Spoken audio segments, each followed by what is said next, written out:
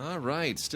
I'm still trudging through Corey's new intros. I'll have those edited and whipped into shape this week.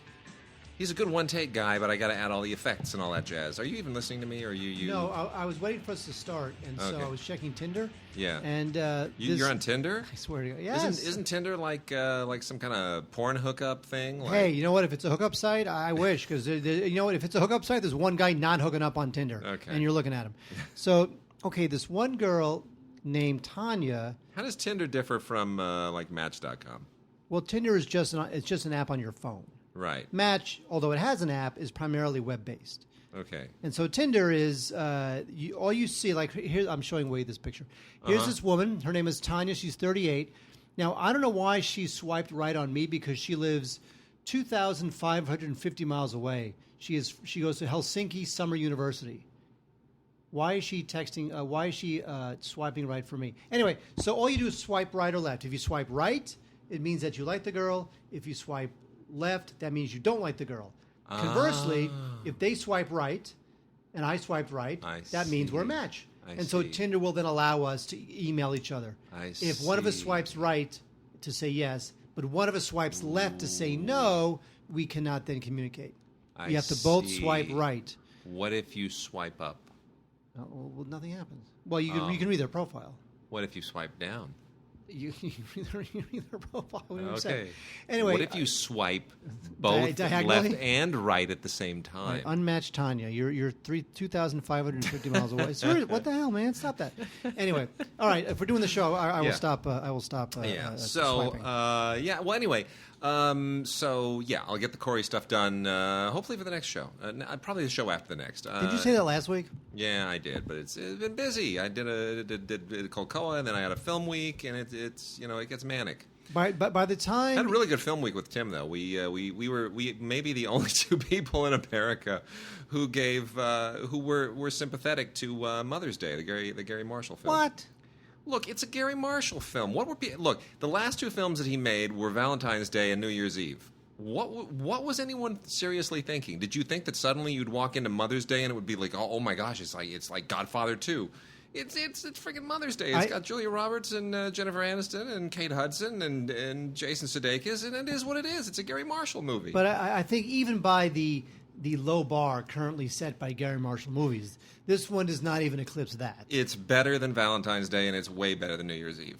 Really? Yes. So of all the minor holiday movies he's done, this is the best one. Look, the actors are having fun. I think what everyone resents is the fact that Gary Marshall is an 81-year-old man who can look at this incredibly screwed-up world and still, after all these years, see it through these rose-colored, Love American-style glasses. And he does. He sees. He sees. And Tim made the really good point. It's not like he doesn't know what's going on. There's like homophobia and war death, and there's all of the things that are sort of tearing the world apart politically and socially and everything else. He deals with them in this movie, but at the end of the day, he just says, "But you know what? Love conquers all, and can't we all just love each other?" And it's just him with his innate sweetness. Do you realize he has written hundreds of the best television ever aired? Gary Marshall? At a time, going back into the 50s. Yes, at a time when you can write stories. See, I don't think culturally we can accept stories like what he writes anymore. Odd Couple. Because we're all too bitter and angry, and we think we know everything. And that's the thing. People are ripping him because he's not bitter and angry enough. I'm kind of glad. I think it's wonderful. He still is who he is. He's true to who he is. Hundreds of episodes of Laverne and Shirley and Happy Days and The Odd Couple and Dick Van Dyke Show and on and on and on and on. It's just unbelievable. He's a machine. I have nothing but love and respect for Gary Marshall. Seriously. Look at you. I admire the guy. So I'm not gonna rip on Mother's Day. We saw Keanu as well. We talked about that. Oh, was it good? You know what? It's like a great big giant overextended Key and Peele sketch, but it's like a transitional thing for them. Peele basically co-wrote it. Key didn't have any hand in writing it, but they're doing their shtick. They're doing the thing that they do. All that kind of subversive racial stereotype, turning it on its head stuff. It's very funny. But there are a lot of just them doing their banter, doing the talking head stuff that they do, and that they do so well. But parts of it are just insanely funny. They're very, very funny. Now, I did not get There's a whole George Michael subplot that's really outrageously cool. I did not get an invite to that. Did you get an invite to that, or did you have to chase after it? No, well, you saw it on Film Week. I saw it for Film Week, but did Film Week hook you up with the publicist and everything? Because there was no all media invite sent out for that. I'm trying to think. I think I did have to chase after it. Yes. I did. Yes, I did. Now that I recall, yes, I did have to chase after it. Yes. Yep. They did not push it, which is weird, but anyway. All right. Well, you know what? We had promised everybody a Voxbox last week. Why don't we? Let's do it. Well, really? Now, right now, top of the show.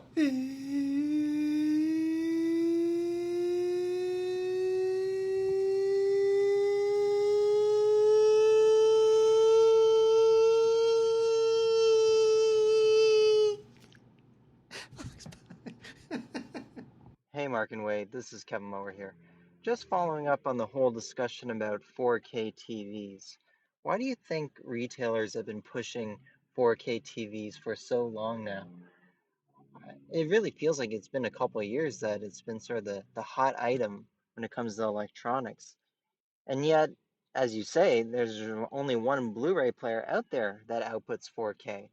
I think there's a Roku 4, something like that outputs 4K. The PlayStation 4, the Xbox One, neither of them do. I don't even know what else can do 4K at this point. So what sense does that really make? Just want to see if I can get your input on that. Thanks a lot. Thank you, Kevin. Really good question. Mark, don't you feel like it... That it was largely jumping ship from the waning 3D market to 4K, that was a way to somehow try to restore demand that was waning a little bit? Well, 3D Blu-ray never got any traction. Right. So if you're going to have to, if the studios want to make any more money, right, squeeze any more blood out of the packaged media stone, they've got to come up with something, and this is really it. I mean, if you take a look at some of the films that have come out on Blu-ray 4K and will come out on 4K, they're starting to get a little bit better with it. I mean, you got Fury Road is out now, and X-Men is out now. Life of Pi is probably good in 4K. Deadpool's coming out in 4K. Yeah. So there's good stuff coming out, but again, I just think that, based on the failure of, because some of these home, what was the competing Blu-ray HD DVD? Yeah. From HD DVD all the way to 3D Blu-ray, there are all these like packaged media home theater failures. Yeah. That people start to get a little bit worried that if they upgrade everything, it's going to be for naught.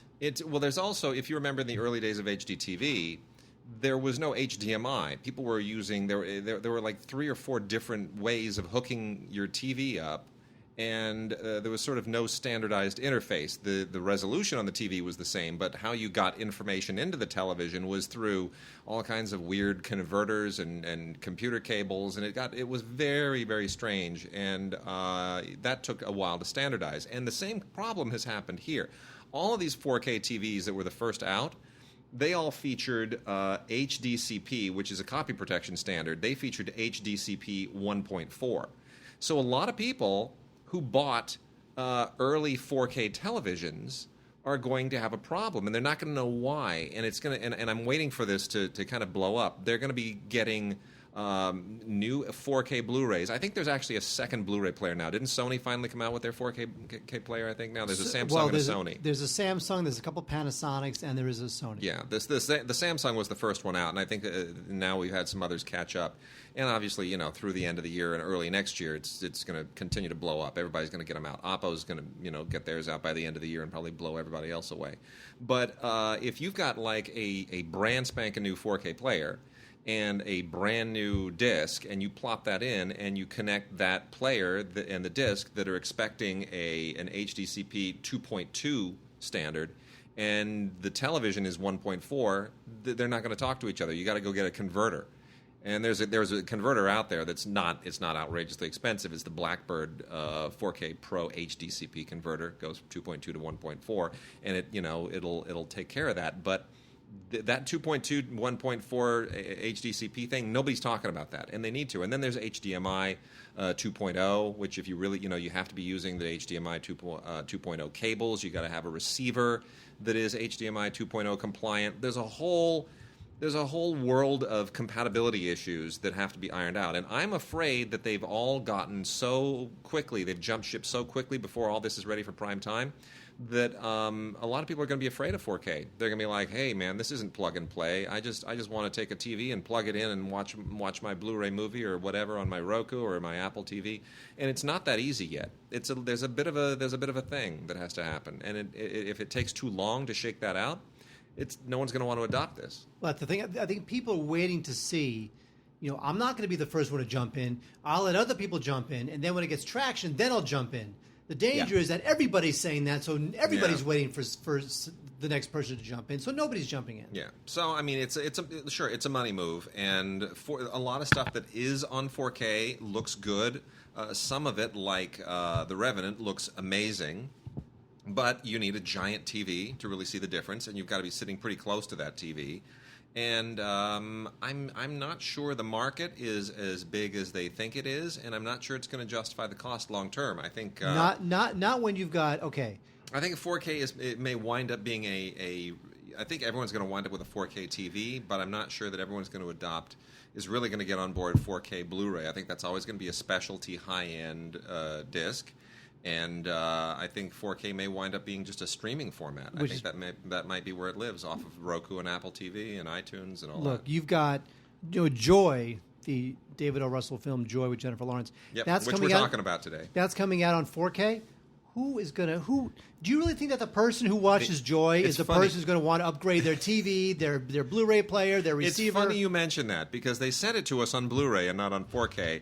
And literally within just the past few hours, I actually sent an email off saying, would you be so kind as to send us the 4K? Because we'd really like to see how Jennifer Lawrence looks in 4K. It's ridiculous. Yeah, well. And a bunch of crap like Risen. Yeah. And older films too, which may not really benefit that much. Even older / modern films like Independence Day from '96 or Ghostbusters from 1984. I mean, how much are they going to really benefit from 4K? The thing is, have those films been remastered in 4K? When they were digitally remastered specifically for Blu-ray, did they do 2K or did they do 4K? Because if they did 2K, then you're already on Blu-ray pretty much getting most of what you need. If they're then popping it to 4K, I'm wondering where's the extra resolution there, or did they go back and do a 4K remaster? Because it's expensive to do that. You have to sort of justify it. And at what point does it not matter what a 1984 film looks like in 4K versus 2K?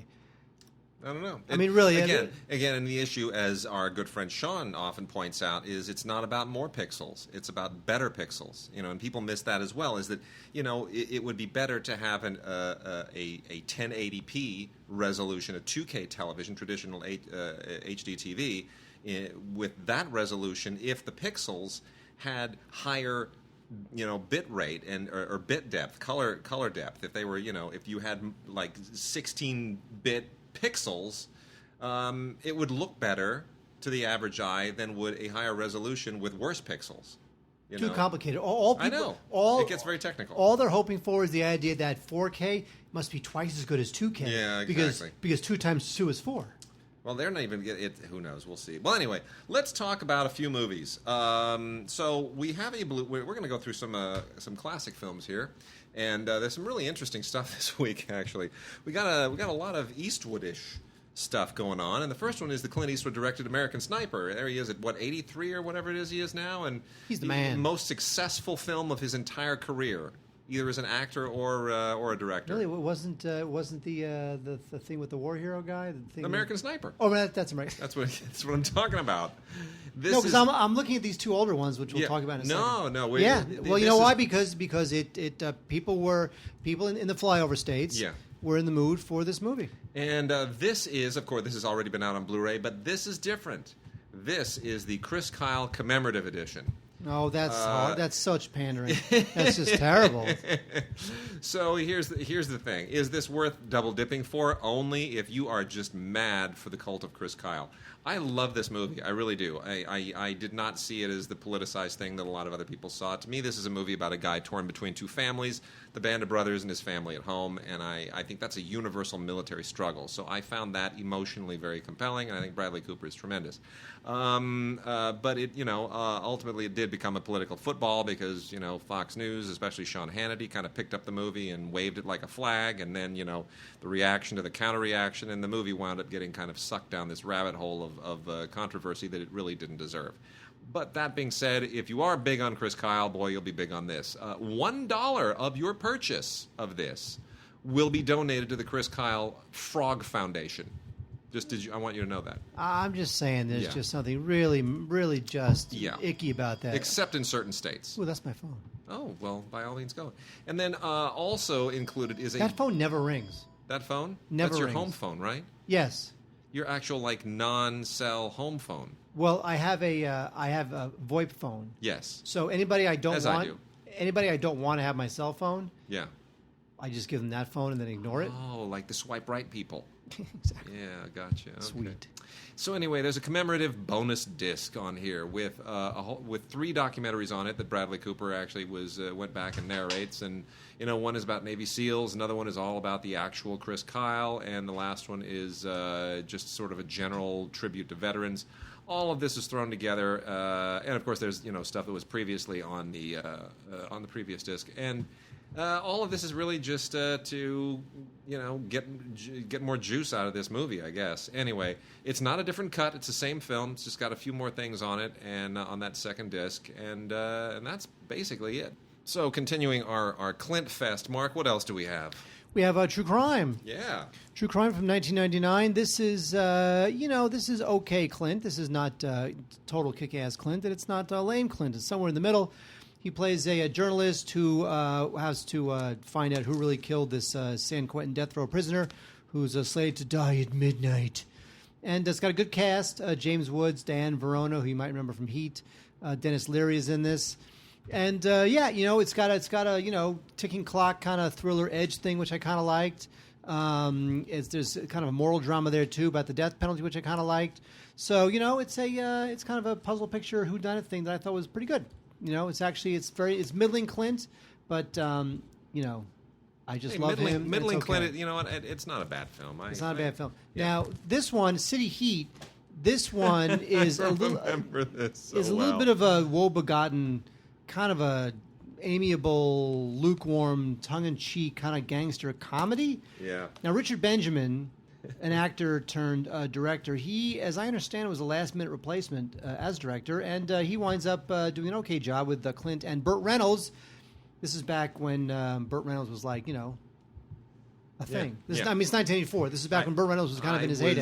This is my first year at UCLA. I was working at the National Theater just down the street from the Bruin where this opened, and I remember the premiere of this thing. I was hanging out there, kind of, in the wings with my employee privileges in the same chain. I wasn't working, obviously, it's a different theater, but I remember that premiere so well, and I remember Clint and Burt and everybody walking in. I still have a button with little LEDs that blink on it and says City Heat. Blink, blink, blink, blink, blink, blink, blink. I still have that. Well, the battery wore out, of course, about, a few decades ago, but I still have it. Well, it's, again, like the other one, it's got a good cast. Irene Cara is a nightclub singer. Madeline Kahn is in this. Vamping it up. There's lots of fight scenes and shootouts, and I guess there are moments in this film where you wonder whether Clint is trying to kind of send up his persona, but there's other moments where you're like, this thing is just not coming together. So I would pass on City Heat. And let me hit a couple of these things here. I got some really kind of weird culty stuff. So I'll go through this fairly quickly. The City of the Dead with Christopher Lee and Venetia Stevenson is one of those. Actually, one of those early Christopher Lee horror things. This is not later kind of Christopher Lee when he's a little older and grayer and more Dracula-ish. This is earlier.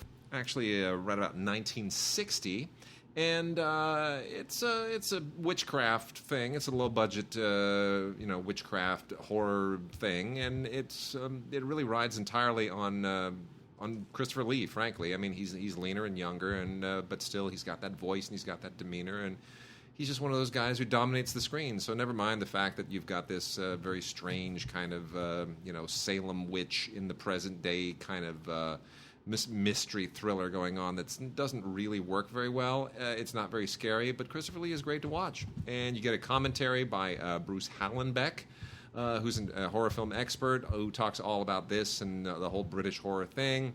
Behind-the-scenes interview with Christopher Lee from 2001.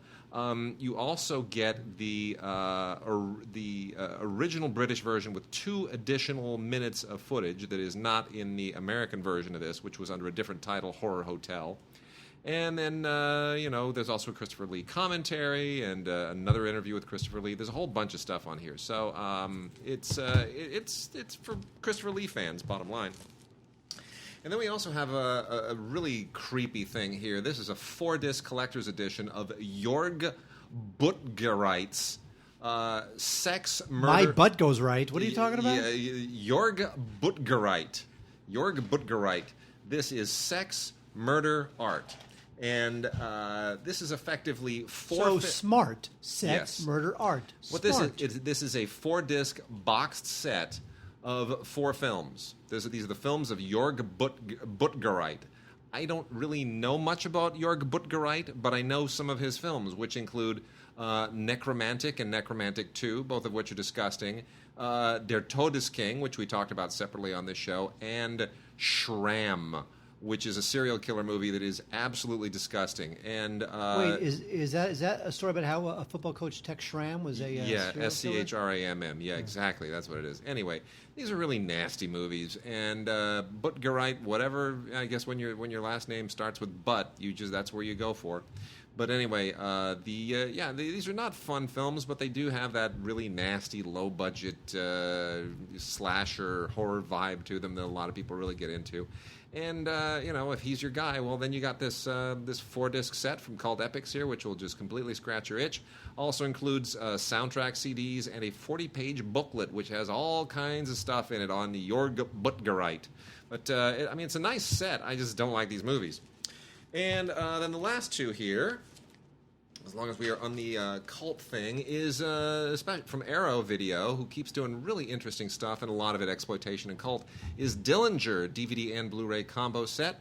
This is the Sam Arkoff production of Dillinger, which is one of the better AIP things from the era. Obviously not great, but it's one of the better films that they did, and it's noteworthy primarily because of who wrote and directed it and because of who did the music. It was written and directed by one of the most macho, muscular, badass dudes in Hollywood history, a man who is unapologetically just... like Michael Bay withers in his presence. We're talking, of course, about John Milius. He was a John Milius. By the way, there's a great documentary about John Milius if you want to. It's on Netflix. Which I haven't seen. I need to watch that. I'm going to watch that tonight. Thank you for reminding me. I need to watch that. What's it called? What's the name of it? It's called... I can't think of a joke, but hang on. Hang on. I'll look for it. Milius to 1. Well, anyway, I will keep vamping here. It's called Milius. Milius, all right. I got to check that out. I heard great things about that. Anyway, Warren Oates and Ben Johnson are in this, and this basically came on the heels of Bonnie and Clyde, and it was meant to capitalize on that whole gangster era outlaw fascination that was suddenly taking movies over again, and Bonnie and Clyde certainly lit that. But Barry Dvorak did the music, which is great. And Barry Dvorak, big guy in TV, he wrote a lot of great TV themes and TV scores, so heaps and heaps of extras here. This is based from a 2K restoration of the original negative. You get an audio commentary with Stephen Prince, who does a lot of great commentaries, and this one is really, really good. It's a lot of interesting information in here. A new interview with director of photography Jules Brenner, a new interview with Lawrence Gordon, who produced it when he was just a young pup. He's a big deal now. And you know what? It's fine. I mean, it's not. There have been better Dillinger documentaries that I would recommend, but this is, if you're going to compare this to like the Robert Conrad Dillinger movie, there's Lady in Red or whatever that was. This is way, way, way better. So early Milius, definitely worth checking out. And then lastly, here's Dangerous Men, which they actually put this on the cover, and I'm kind of sort of amazed. You know, they put some quotes from. Well, there's a quote here from Hitfix, which is the supreme masterpiece of no rules action film insanity. Fair enough. And then there's a tagline which I find amazing that they put this on the cover. They put asterisks in there, but it says the Holy Grail of Holy F-ing S. And I'll let you fill in the asterisks. This is from Draft House Films, and it's just pretty badly acted, but unrelenting kind of revenge cop thriller violence. You fill in all the blanks. We've seen this kind of film many times previously, but this is kind of a whole weird culty retro kind of exploitation film quality to it. And sure, why not? Go for it. It's got heaps and heaps of extras. If you just love that nasty, bloody grindhouse kind of ultra-violent revenge film, then go and watch Dangerous Men. It'll totally scratch that itch. There you go, Wade. All right, let's check out the 30th anniversary Steelbook edition of the gay recruitment film Top Gun. Now, the special features here are exactly the same as they were on the 2013 release, so I do not suggest getting this. However, if you love Steelbooks, which, by the way, I do have a soft spot for Steelbooks. I do. I think they're kind of cool, but it's not cool enough, especially with all the same extras. It is not cool enough to upgrade if you already have the one from 2013. Again, this is all the same. It's 2 discs. The first disc has the Blu-ray and all the special features, including a commentary by Jerry Bruckheimer and the late Tony Scott. And then the second disc is just the DVD and the special features as well. So anyway, Top Gun, you know what, you love it. Also, why are they trying to do a sequel to this? Well, I'm surprised Tom Cruise wants to do it. Well, because Tom Cruise is not Tom Cruise does not look like a backward-thinking guy to me. He feels like he always wants to do the newest, freshest, most modern thing. But this is Megan Ellison's brother, David Ellison. He's got like his $1 billion inheritance. He wants to throw it at something, and he loves this movie. Cruise. Why would Tom do it? I guess you know what? The only thing is the only thing that surprises me is how. Not only does Tom Cruise keep doing Mission Impossible films, but how good they are. If you look at that series is a good series. It's a good series, even though all the set pieces are totally contrived, and there's no reason for him to be holding his breath underwater in Morocco with the computer mainframe. But it makes no sense whatsoever. But it's fun. Sure. Yep. Yeah. Yep. Give it up for Mission Impossible. And how strange is it to remember that the original film was directed by Brian De Palma. Sweet, right? It seems like it was 50 years ago. I know. Saw that at the National. You remember that screening, don't you? You were there. Was I there? You were there at the National. Really? Yeah. Everybody went nuts as soon as the lights went down. 1,100 people in the theater, and suddenly, there was that prologue, and then dun dun dun dun dun. Oh my gosh, that music in that theater, and the fuse, and the whole thing, and the images, and everybody went completely bonkers. That was quite a thing. Wait, I'm a huge fan of the Warner Archive Collection's Forbidden Hollywood series. As you know, the Forbidden Hollywood series is all these pre-code films. The pre-code, of course, started in about 1929, 1930, and it goes from then to when the industry really started to enforce the Motion Picture Production Code in 1934. So between 1929/30 and 34, you got a lot of films that had a lot of sexual innuendo and drug use and even homosexuality and some pretty intense violence for the time, and abortion. Oh my God, 1929, 1930, they're doing a film about abortion. That's incredible. So some of the stuff was, while it's a bit funny now, you got to realize what films were like back then. And when you're talking about abortion in 1920 and 1931, that was a big deal. Homosexuality, that was a big deal. Prostitution, that was a big deal. And then once the production code started to become enforced, the industry could no longer get away with any of that stuff. So here we have Volume 10. It's a great series. I love all of these. Yeah, I mean, I love them all. When you get to Volume 10, you're starting to get to not the dregs, but you're starting to kind of go to the well one too many times. We have Guilty Hands, The Mouthpiece, Secrets of the French Police, which was my favorite of these, The Match King, and Ever in My Heart. There's not necessarily anybody that you would necessarily know. I mean, Lionel Barrymore's in Guilty Hands. A couple other people you might recognize, but generally speaking, you're really here for its historical value, the idea that in 1934, the industry was going to pretty much censor itself for almost 50 years. I mean, 34, the production code ended basically, although functionally it had ended a few years earlier. It definitely ended in 1968 when the ratings. That was absolutely the end. Yeah, the ratings code made it obsolete. Right. But between 1929 and 1934, you got these great films, Forbidden Hollywood, love them. Also, we have 2 B movies for you to talk about. Charles Bronson in Assassination. Now, Charles Bronson, this is a Golden Globus film. Now, for a while, Bronson was sort of the in-house action star of Golden and Globus. He was the guy who did all the 17 Death Wish sequels. He would do all this crap for them, and one of the crap films he did was Assassination.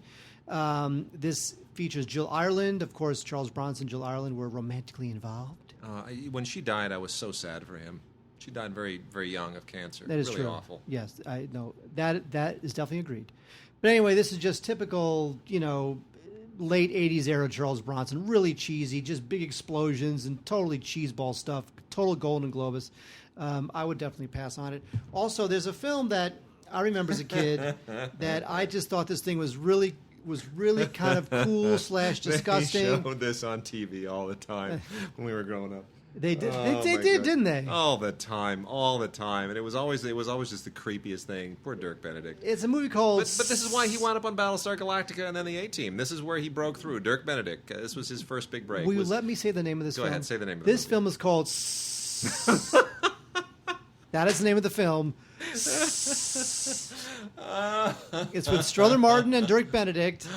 And it's about a snake expert, and he turns into a snake. He turns into a snake. The dude turns into a snake, and it's terrible. You know what? It was part of a whole. This was a whole horror moment. There was a moment when these people turning into things. The Fly. Well, this is 1973, so this is like an invasion of the Bee Girls, and there's a whole kind of weird reptilian insect human hybrid moment there in the late 60s and early 70s, and The Fly obviously is a lot older, but executive producer, by the way, the EPs on this, Richard Zanuck and David Brown, who of course would go on to have amazing success with Jaws and so forth and so on. Like a year later, not a while.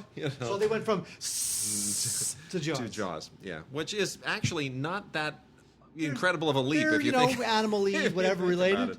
Okay, got a couple of really good noirs here. These are Blu-rays, but they are MOD from Flickr Alley. So you want these, you got to go to flickralley.com and you got to order it directly from them. The first one is the best one, Woman on the Run, which is this fantastic Anne Sheridan, film. Anne Sheridan, basically, she's not really a femme fatale in this. She's on the run. She's trying to find her husband, and she's a murder witness, and she's really, really good in it. And it's a great vehicle for her. It's a kind of an overlooked noir. The other one is a little more kind of. It's not as good, but from a kitsch standpoint, from kind of a camp standpoint, might be a little better. It's Too Late for Tears. Too Late for Tears has a really juicy performance by Elizabeth Scott, who is this woman who, with her husband, played by Arthur Kennedy, they come into possession of some money that they shouldn't be in possession of, and it's kind of a lot of fun. That's from '49, and Woman on the Run is from 1950. And they're just gorgeous. I mean, the movies are not brilliant, but they're part of the MOD line. And if you are a fan of the genre, then you'll definitely want to get hold of these. Flickr Alley is, bar none. They do great jobs with taking old films and working with the Film Noir Foundation and the UCLA Film and Television Archive, and really giving these things the juicy television treatment. So this is some of the best black and white MOD Blu-ray that I have yet seen. It's better than actually most of the Warner Archive Blu-rays, to be honest. They really, really put some good attention to this. So if you like the genre, if you like the films, go for it. Wait, there were 2 films. Yes. And you know where I'm going with this. I know where you're going with this. There are 2 films about the late runner, Olympic gold medalist runner Prefontaine. Yep. One was that was the first one. This was the first one. This was directed by Steve James in 1997. Of course, the guy who gave us Hoop Dreams. And the other one was called Without Limits, and was directed by Robert Towne, who wrote Chinatown. Mm-hmm. I have a story, but I'll let you finish this. You tell us your story. I actually moderately prefer Without Limits. Okay. Without Limits, which starred, what's his behoofus? Billy Crudup. Billy Crudup. What's his behoofus? What's his behoofus? I remember that. Okay. Billy Crudup. So Billy Crudup played Prefontaine in that movie. Without Limits. In Without Limits. And this one stars... Go ahead, tell everybody. Jared Leto. Thank you. The Joker. So Jared Leto, of course, at the time, is a much more intense actor. He's already got that weird thing going. And the two performances are completely different. Billy Crudup plays Prefontaine as kind of a really sweet, romantic, but very cocky and arrogant, but, kind of guy. Jared Leto plays him like a borderline psychopath. He's completely disconnected from reality. He just wants to run and just he's just weird, and he's like a little bit of madness in his eyes. And I don't think the real Steve Prefontaine was, I've seen interviews. He's not like any of them, but Jared Leto definitely took it to a weirder edge. And there's a kind of a weird Reds type quasi-documentary thing going on here with interviews and stuff. Here's my story. So I saw Prefontaine, and I thought it was really interesting. And then I saw Without Limits, and it felt a lot more conventional. And then I was asked to interview Robert Towne for a piece, to do a little sit-down with him. And it was around Christmas time. I remember that because Robert Towne, I went to his house in the Pacific Palisades, and he had the big Christmas tree and the whole thing. And I didn't quite realize what was going on until I talked to the publicist afterwards. And the publicist said, I don't know why they would do this, because I told the publicist, I said, yeah, I liked the film. I think I preferred Prefontaine, though. And he went and he told Robert Towne that. And Robert Towne was like, what? God damn it, that movie's a piece of...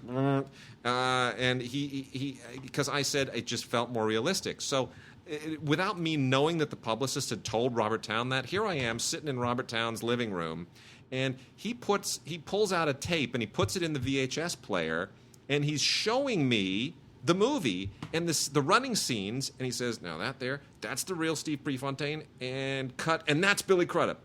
And cut, and that's the real Steve Prefontaine, and cut, and that's Billy Crudup. And he's going back and forth, and he's showing me how amazing Billy Crudup is because he was able to intercut between footage of the real Steve Prefontaine and Billy Crudup, and that's what makes his film better.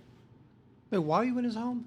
Because I was doing an interview with him. Oh, got it. A piece for Entertainment Today. Herb. This was a Herb thing. Yeah. You remember Herb? Of course. So anyway, that was because the publicist told Robert Towne that I didn't like his movie, which isn't true.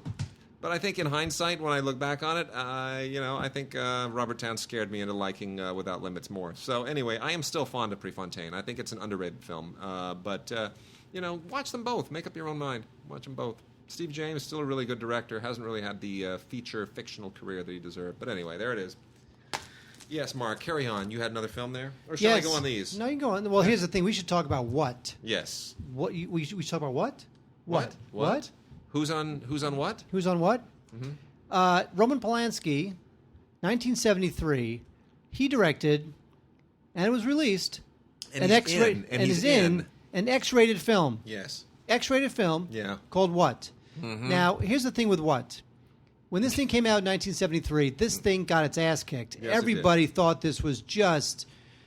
without any redeeming social value whatsoever. They thought this thing was just a bizarre piece of crap that just went nowhere slow. Yeah. And it really got its butt kicked. And, I'm actually kind of glad, just for historical purposes, if nothing else, that Severin has gone ahead and released this thing on Blu-ray. And, Sidney Rome, who plays the American girl, kind of this like wide-eyed American girl who's running around Asia and Europe, and gets in all sorts of madcap, sexy adventures. They interviewed her. I like that. Interview with the composer. That's always cool. Trailer. That's fine, too. So this thing is just, I think with age, I think the film is less bawdy and X-rated than it is just kind of odd. But it's a little corner of Polanski's career that no one really remembers. And I like the fact that they have resurrected this film called What? So, Marcello Mastroianni and Sidney Rome and Hugh Griffith and Polanski himself were in this. So I would definitely, if you love Polanski and you're used to Polanski directing only certain sorts of films, you might want to check out What to see a whole new side of him. Interesting historical find, and good for them for releasing it. Yeah, no, it's a real archival thing. So we got a couple of double features here. One from the Scream Factory line of Shout Factory, It is Destroyer and Edge of Sanity, a couple of Anthony Perkins films. Destroyer is just ridiculous. It's basically a serial killer gets electrocuted in the electric chair and comes Wait, back. we did this last week. Did we? Yes. We did, didn't we? I did a whole Tony Perkins thing. We were talking That's about Tony right. Perkins You know what? and how he was really good in the Joan Didion film, Played as It I Lays. forgot we did it last week. Never mind. What I see. I missed. Wade, you are getting old. You're losing your right. memory. Well, I was gonna say Edge of Sanity. I keep forgetting that he did Edge of Sanity. I mean, it's like it's that whole weird anyway Jekyll and Hyde thing, whatever. So here's the other double feature. Blue Underground with The Million Eyes of Sumuru and The Girl from Rio. This is from Blue Underground, a totally weird double feature of a couple of female-centric, feministic exploitation films that have completely gone under the radar, and they deserve to be rediscovered. These are from the late '60s. They are from an era that kind of sits awkwardly between the kind of funky Barbarella exploitation era of the late '60s, and then obviously the the blaxploitation shift that goes more toward the women in prison films and the Pam Grier stuff in the early '70s. So these kind of have a foot in each. The Girl from Rio is much better than The Million Eyes of Sumuru. The Girl from Rio is actually kind of a nice little weird Barbarella-esque spy thing. It's got its moments. It's directed by Jess Franco. Doesn't feel very Jess Franco-ish, though. It's much better than anything else Jess Franco did, which leads me to think that Jess Franco probably had very, very little to do with it. And then The Million Eyes of Sumuru is noteworthy really only because it has a really, really good cast, which includes Klaus Kinski, Wilfred Hyde-White, who had been in My Fair Lady just a few years earlier, which is just weird, and then Frankie Avalon, of course. So this is, essentially another one of those, female mega villain hell-bent on world domination. We've got a lot of those, right? They were all over the place. Anyway, both of these look really good, and they're culty, and they're cool, and they're fun, and, obviously Sumuru not as good as The Girl from Rio, but if you like the whole Barbarella vibe, you'll probably love it. And then before we get into new movies, and we got some kind of a weird whole new movie thing this week. It's an interesting collection of things, but we have 3 from the 20th Century Fox Cinema Archives. These are all MOD on DVD-R. And they're worth checking out. None of them are great, but they all kind of have neat little kitsch pedigree to them. Sierra Baron is a western with Brian Keith and Rick Jason. Both of them really good actors. I've often sung the praises of Rick Jason, who was in Day of the Wolves, one of my all-time favorite films from the early '70s, and then of course was part of the combat team on television. And then Dan Daly and Ann Baxter in You're My Everything, wonderful little Technicolor musical. That's not a great film, but directed by Walter Lang, who he did a lot of good programmers from the day. And then we've got Will Rogers in Too Busy to Work. With Dick Powell, and this is actually probably the most interesting film of the whole lot because it basically finds humor in the Depression, which is something that only somebody like Will Rogers could do. Will Rogers was freaking amazing, just an American treasure, and people forget what a great humorist he was, but also how good he was in movies. And it's unless you have a really working knowledge of the Depression, you don't quite understand what a great trick this was. But it, again, not a genius film, but really one of the more interesting Will Rogers films from the day. So all really good stuff. It's funny with Will Rogers; he was such a wit that you really wonder why there's not been any sort of reappreciation of him. Yeah, because he was like the Daily Show of his day. Oh, that's really true. That's a good he analogy. Was a political wit. Yeah. He was like a little like Mark Twain. Yeah. But and obviously his life ended way too short, way too tragically. But still, Will Rogers, I think that guy deserves a reappreciation. He's just absolutely. I just love Will Rogers. I agree. Agree completely. All right, new movies. Yes. Let's see here. I'll make a quick mention of this. Let me just get this one out of the way before we'll talk about Joy in a moment. So Emelie. The babysitter is here. Emelie is a low-budget but I wanted to hate this movie, but I found myself kind of begrudgingly admiring it because the lead performance is actually really, really good. So Emelie is basically The Hand That Rocks the Cradle done on a shoestring budget. That's pretty much what it is. There's just no way around it. The lead actress is Sarah Bolger, who plays a babysitter that seems to be just wonderful. And she sits down. This couple, they've had her.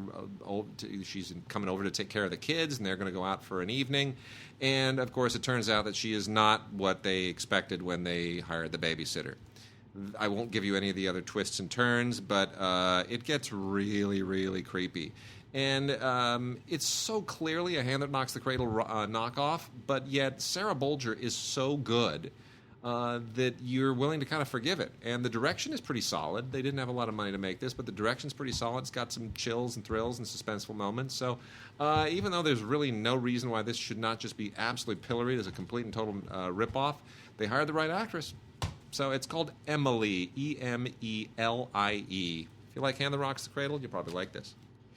Wade, we used to be, big fans of Adam McGoyan. And what the hell happened? He has been in the wilderness for a long time. Gosh. But I've got to say, I guess, I can imagine a film like Remember, which features Christopher Plummer and Martin Landau. Great twosome. I can imagine those two actors so deserve a better movie. I didn't mind this movie, I think, as much as you did, maybe because I'm of the Jewish persuasion, because it's about these two elderly guys, they're living out their last days, and they realize that the sadistic guard who killed their family in Auschwitz 50 years earlier has emigrated to the U.S. and is now living there under an assumed identity. Yeah. So they find this out, and they're going to grab a gun and get their revenge. So it sounds like a real potboiler. It sounds like something that Adam McGoyan is just going to have to bring all of his intellectual might to just make this thing even remotely interesting. And, yes, it's a little bit, some of the plot beats are convenient, and, it's a little gimmicky, but I have to say that I love Christopher Plummer. This guy is going to win himself like a Lifetime Achievement Oscar or something. Yeah. He's great. And Martin Landau, who hasn't worked as much as he used to in the last 10, 15 years, always great to see him. He's still terrific. And this thing is probably not as bad as I was expecting. So I do have to. There's some poignant stuff in it about growing old. But doesn't it feel like Adam McGoyan had a moment from The Adjuster up through Felicia's Journey, including, Sweet Hereafter, kind of peaked with the Sweet Hereafter, and, you also had stuff like Exotica. I mean, it was a great period there. And then he just completely lost his mojo, and next thing you know, you've got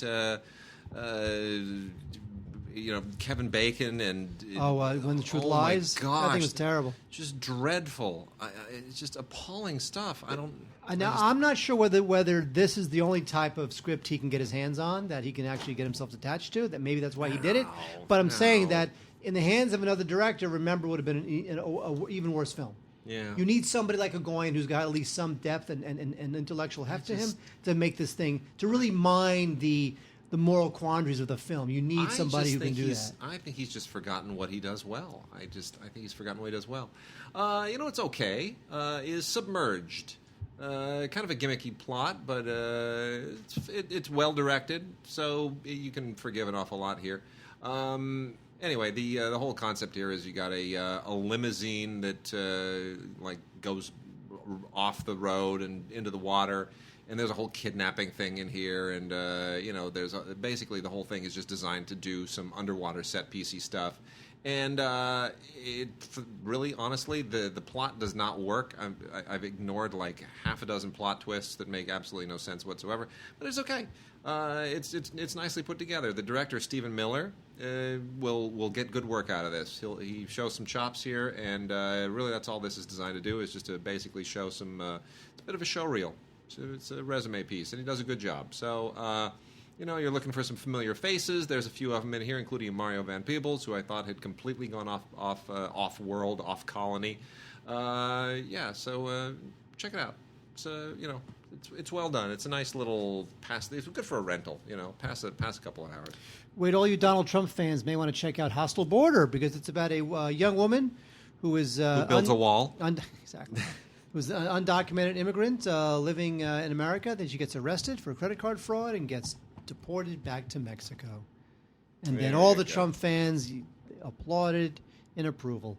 Anyway, so that's where it all begins. And then her father gets involved in it, and then this dangerous smuggler gets involved in it, and so it becomes kind of like a crime thriller.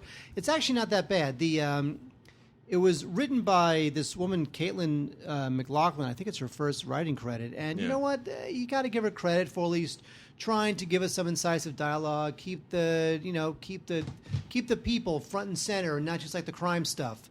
So you kind of have to give her some props for that. So there's a lot of character building in there, a lot of good action stuff. Not a great film, It doesn't really star anybody who you would necessarily want to make a point to rent. But still, Hostile Border, not bad. We'll see what happens with director Michael Dwyer. See if he goes anywhere. But Hostile Border, a little bit of a surprise. So we got a couple movies here. We always talk. One thing we always enjoy on the show is movies that go for the same marketing, the same plot, the same artwork. And I find this fascinating. Look at this, Mark. How about that? That's almost like you could put those two covers together, and it's like one big panorama, right? They're almost identical artwork. Tell me I'm not. It does look like the same one sheet. The same photo sheet. You put them together, it could just make an actual one sheet. So these are two Afghan, military mission guys on a mission in Afghanistan fighting the Taliban movies. One is Hyena Road. The other one is Sniper, Special Ops, as long as we're talking about snipers. You think Bradley Cooper was a sniper? No, I'll tell you who's a sniper. Steven Seagal and Van Damme. I can't believe that. Look, Seagal, I have a friend who used to work for Seagal. Uh-huh. And that guy, he just goes to whatever crazy country or Russian, whatever oligarch will give him his rate and makes 10 movies a year where he is lazy and does not want to do anything other than just sit and read dialogue. I just want to show you again. This says Seagal and Van Damme. And people read this and they're like, really? Steven Seagal and Jean-Claude Van Damme? No. Van Damme, D-A-M. Rob Van Dam. Oh, that's terrible. Isn't that hilarious? Good job. If I was Jean-Claude Van Damme, I'd be pissed off. Of course, absolutely. Interesting. So that's what's going on here. Rob Van Dam building a career by basically ripping off a guy's name. I have no idea who Rob Van Dam is. But anyway... Well, okay. Who is Rob Van Dam? A guy starring in Steven Seagal films. That's who he is. Exactly. What does that tell you? So anyway, the idea here is really kind of silly. Basically, this Van Dam guy who's a nobody... He and Steven Seagal are a couple of guys who get shafted by this mission to rescue a U.S. Congressman who's been kidnapped by the Taliban, and now it's like, behind enemy lines. It becomes one of those things. It's cheesy, and Seagal's not... This friend of mine had this funny story about Seagal shooting one of his cop procedural movies. He said there was a scene where Seagal... It took place in the precinct, and Seagal had to walk across the room... Right, and deliver his dialogue to his police captain. Uh-huh. And so Seagal, who's so fat and old and lazy now, he literally says, "Can I just sit in this chair and do it?" I believe my character would just sit in this chair and deliver his dialogue. That's great. He was basically so lazy he didn't want to do he didn't want to do 6 takes walking across a room. That's fantastic.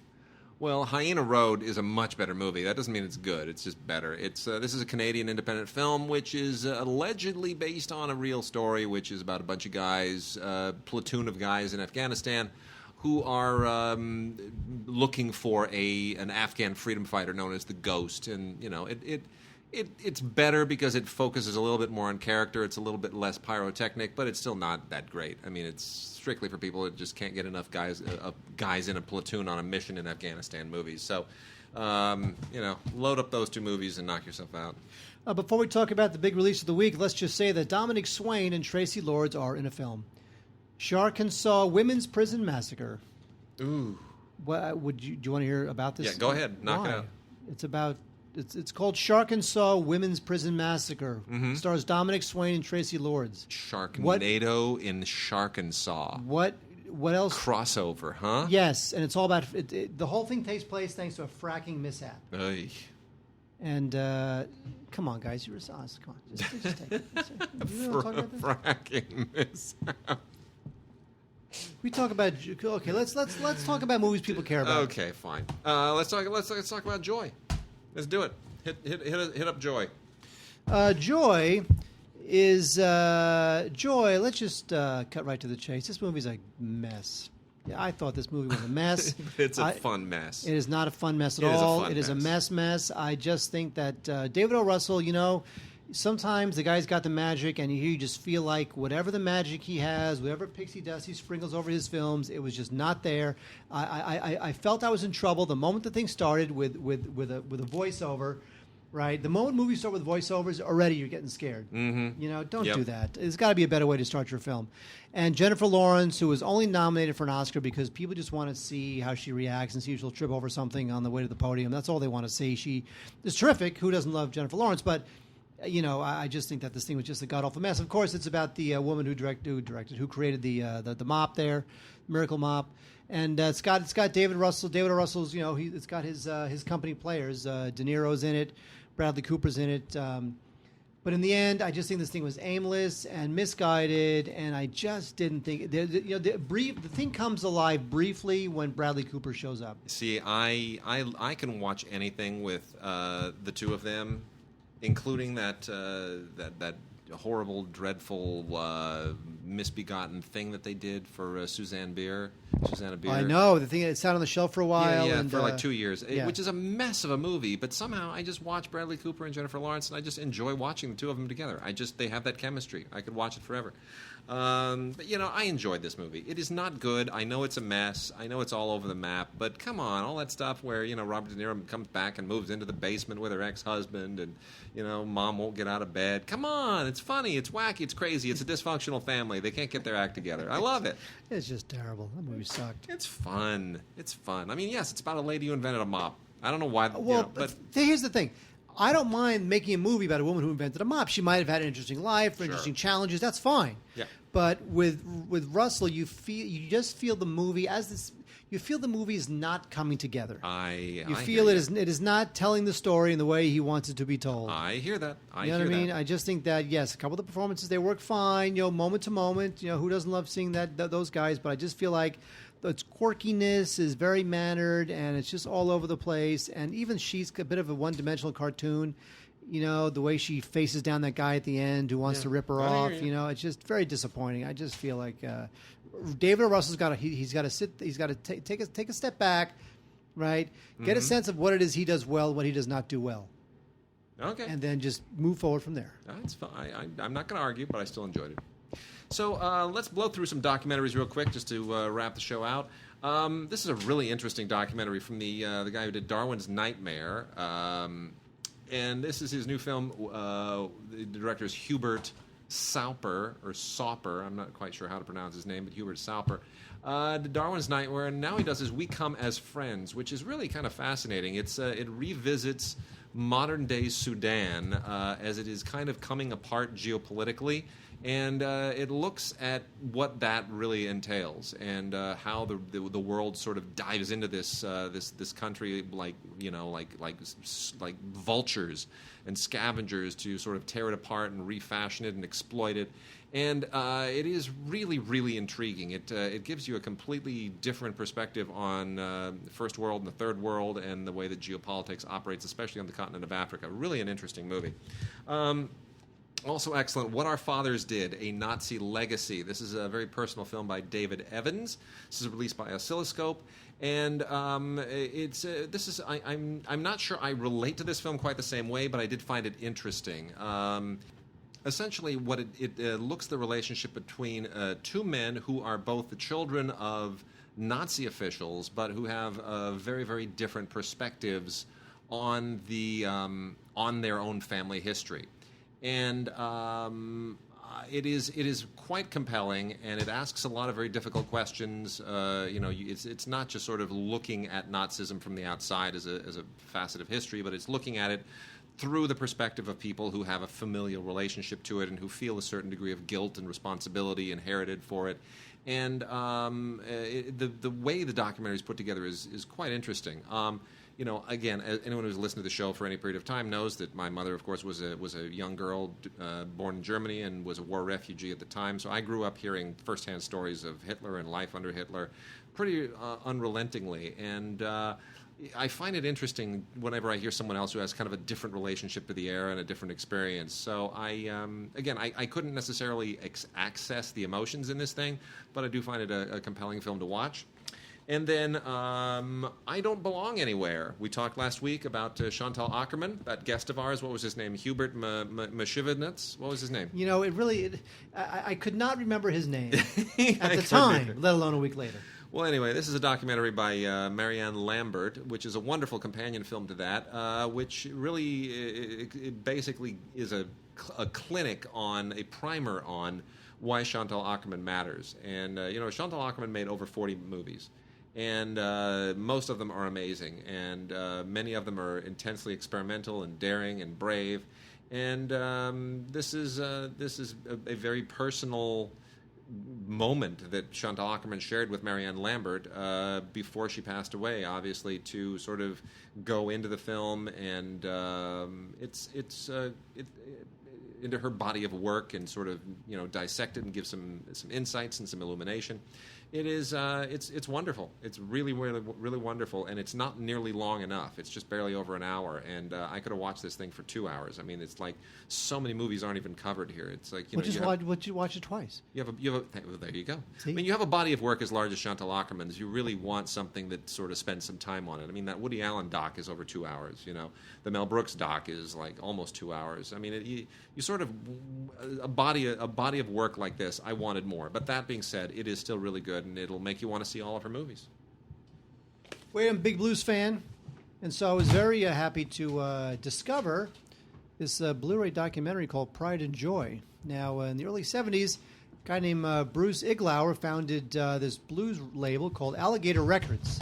And this is, geez. Yeah, I knocked it over. That's fine.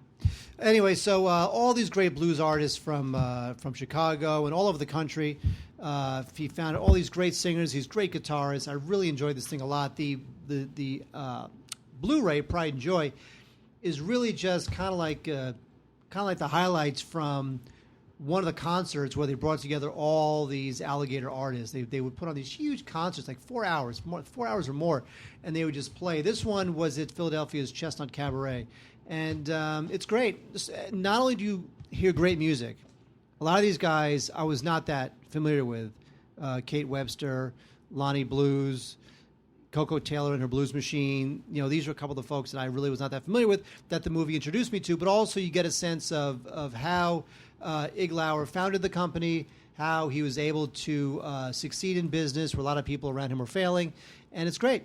I think it's just terrific. So this thing is called Pride and Joy, the story of Alligator Records. Also, we have on Blu-ray Racing Extinction.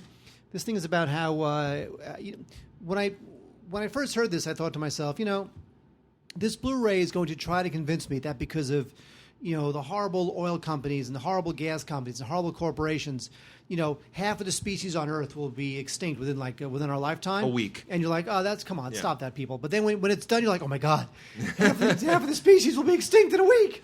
Couldn't believe it. We talked a little bit on Film Week about a new IMAX film, which gets a little bit into that as well. But yeah, it's like there was some study some years ago that said we are rapidly reaching a level where species are going to start becoming extinct like every week, and it's just like it becomes like a domino effect. And what I was thinking was, that's pretty great because it'll more room for us. That's what I think. That's what I felt like. Yeah. So our friend William. Yeah. Remember, he used to have a thing where he wishes he could. He was a guy who wanted to literally pave the earth. Like he wanted the earth to be all concrete. Okay, so just before I get into the final few titles here, yes, William loves concrete. This is someone I went to kindergarten with. He's a computer guy, a very successful programmer. So I went to kindergarten with him. He's quite a brain. And when he bought his first house, it was in a gated community. Which he's gonna kill me for telling this story, but it was in a gated community where they had landscaping standards, as they all do. We want a certain amount of greenery and flowers and grass, and we don't want to look like a great big cinder block campus. Of course, William hates plants because they have to be cared for, they have to be watered. It's maintenance that he doesn't want to have to do. He doesn't want to have to pay a gardener. He doesn't want somebody coming, and basically he wants a badminton court in his backyard. That's all he wants to do. He doesn't want to lie out on grass. He doesn't want to have flowers. He doesn't want to grow anything. He just wants to play badminton on the concrete. So, and he's good at badminton, by the way. It's like he could wipe out Olympic players. It's kind of scary. So anyway, he submitted plans to his homeowners association, of which he was treasurer, only so he could have the inside track. And he submitted plans over and over and over, and every single one came back, please show more plantings, please show more plantings, please show more plantings. So he went from like 98% concrete down to like 45% concrete when they finally approved it. And then he went with the first plan anyway. And then when they complained, he said, I submitted so many plans, I lost track of which one you approved. Sorry. And there was nothing they could do. What are they going to do, make him tear it up? So he wound up winning anyway. I mean, I remember that whole. I don't know why I'm even telling that story, but yes. Anyway, concrete. Yes, and we paved the world. We used to go to his place and play Bomberman. He had that couch. Bomberman. He had that couch that sat like 8 people. It was so long it sat like 7 or 8 people. Yeah. And he projected his TV screen on his wall. Yeah. And this was like 10, 15 years ago, so it was pretty expensive and exotic to have a TV that projected on the wall. And we would play Bomberman. Yeah. 5 people sit there. And in fact, I was with him at the Claim Jumper restaurant when I found out that I'd been accepted to LAFCA. Oh, there you go. Because it was the voting meeting, and you were at the voting meeting, and of course I could not be there. And I texted you. And I texted you your acceptance. So I was with William and a couple of our other buddies at a Claim Jumper restaurant in wherever the hell town it was in. Yeah. And I'll never forget, I was sitting at the Claim Jumper restaurant, and you texted me and you said you're in. There you go. All right, well, the last couple kind of go along what we were just talking about. In Defense of Food, an Eater's Manifesto. This is a Blu-ray from PBS, and it is based on the book In Defense of Food. And this is, again, it's kind of into that whole sustainability deal. And essentially, the whole issue is what will enable us to eat and be healthy and not completely deplete everything that the planet has to offer us. And it's interesting. It kind of covers the whole world, and it goes into all kinds of different lifestyles, religious and otherwise, and what people eat and what they don't eat, and what is and isn't nutritious, and what isn't organic, et cetera, et cetera. And it's a little bit exhaustive, but it's very informative, and you'll certainly come out of it feeling hungry, I think.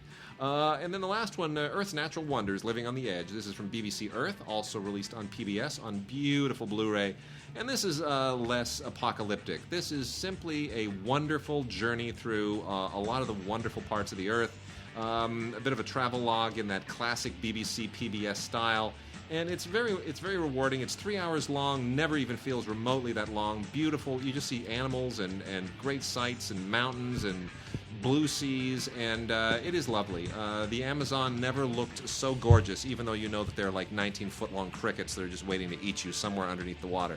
So Earth's Natural Wonders, Living on the Edge, really, really pretty great, kind of amazing. So and the people who live in some of these places, it's amazing. Why don't they move? Don't you ever wonder that? No, you do. Like you live in the coldest or the hottest or the most far out there place on the planet, and you can't really do anything or get anywhere. You can't get cell reception. There's no cable. There's no satellite. You got some camels and some yaks. Move, man. If ever there were a reason to go find a new place. I need to live in the middle of things. I cannot live in the country. I can't live on a farm.